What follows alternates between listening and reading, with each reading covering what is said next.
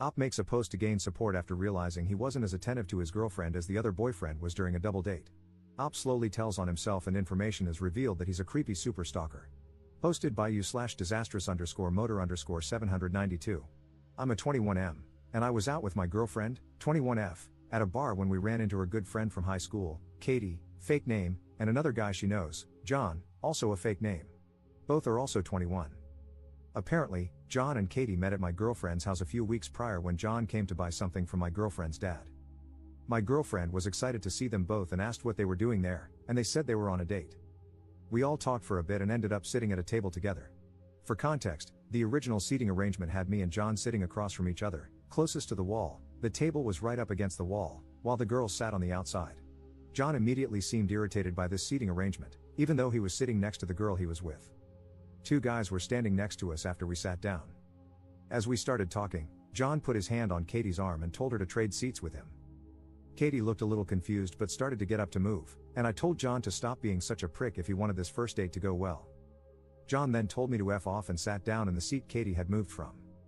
About 2 to 3 minutes later, a fight broke out between the two guys I mentioned earlier, and one of them got punched and fell back directly into John. When everything finally settled, I said, "Wow, that was crazy." John looked at me and asked, "So, am I still a prick?" If you had been paying attention to your surroundings, you would have noticed they were arguing before I made her move seats with me. And you would have known that's why I made her move seats with me. I understand that he thinks he's a hero or something, but he didn't make my girlfriend move. He was only worried about that girl. Now my girlfriend is mad at me because she says I was a jerk to him. So, am I the jerk here? Update 1 week later. I posted my story a week ago, and everybody called me a jerk, but there's new information. 3 days after the problem at the bar, I was on my way to work when my girlfriend asked me to stop by Katie's to pick up something she had borrowed. She said Katie knew I was coming by. When I got to Katie's apartment and went to open the door, it was locked, which had never happened before when my girlfriend and I had gone there. We live in a small town, so it's not unusual to leave your door unlocked, especially during the day. I rang the doorbell, and who answered? John. I asked him what he was doing there, and he gave me this stupid smirk and said, "I've been here for 3 days besides work. What are you doing here?" I told him I needed to talk to Katie. He called for her, and she came out from the bedroom with the item my girlfriend needed. I asked her why the door was locked, and John, who was still standing there for some reason, decided to chime in, because I told her she needed to lock it so people don't just try to walk into her apartment like you just did. Katie has never locked that door, or at least, not when she knows someone is coming over. I told him that what Katie does in her own home isn't his business. If he's that worried, he can leave. He just laughed at me. So once again, he's trying to control Katie, and this time it's in her own house, where he has no say. I asked Katie to step outside with me, and she did. I asked if she felt safe, and she said she felt safer than she's ever been, but she rolled her eyes when she said it. I left and called my girlfriend to tell her about all of this. She got mad at me again and told me to leave John and Katie alone, but I'm really concerned about Katie's safety. My girlfriend hasn't heard from her in a few days now. I've tried texting Katie too, but my messages won't deliver. Relevant comments. Commenter. Dude, why are you obsessed with Katie? Op's response. I'm not obsessed with Katie. Katie can't see how John is, and it's dangerous for her. He's already controlling everything she does, and she immediately let him come to her house and tell her what to do there.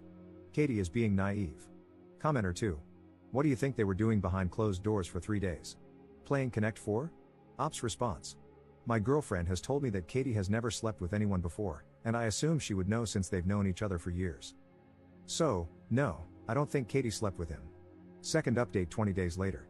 Some comments told me to reach out to Katie when I knew John wasn't around, which became hard to do because he was there every day. I passed by her house on the way to work, and I can see his car there. Editor's note, I couldn't find a single comment that told him to reach out. But I did manage to stop by 3 times and try to talk to Katie. She kept acting nervous when she opened the door, even more so when I asked her about John. I kept asking if she felt safe, and she kept saying yes really quickly before closing the door immediately. I tried to talk about this with my, now ex-girlfriend, but she got mad and broke up with me. I stopped by Katie's house that same day, and her neighbor said she had moved out. I asked where she went, and the neighbor told me she thinks she's staying with that nice boy who's been staying here.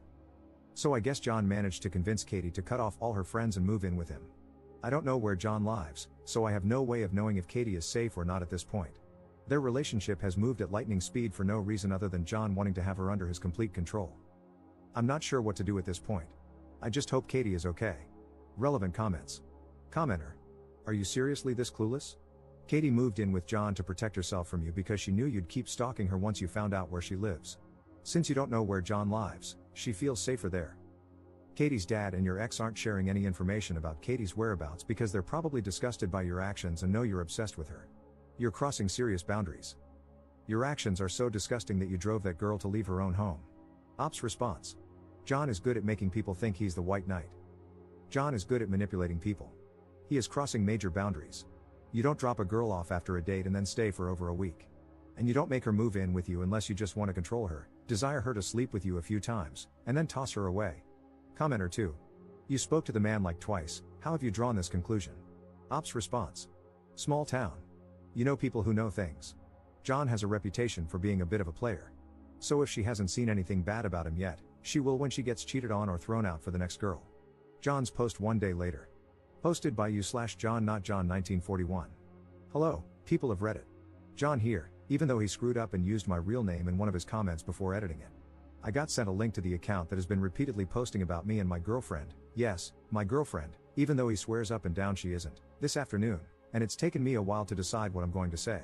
So if he wants to continue taking this to the internet for strangers to decide, then fine, I'll do that at this point. Since everyone is apparently familiar with these fake names due to the million posts he has made, I guess I'll keep using them. First of all, Colton, you don't get a fake name, nobody ever told you that the bar was our first date. You decided that it was because you didn't know better. You posted that 3 weeks ago, and in it, you were correct in saying that I met Katie at Haley's dad's house. You never gave your girlfriend a fake name, so I will, a few weeks before that. That means we met 6 weeks ago.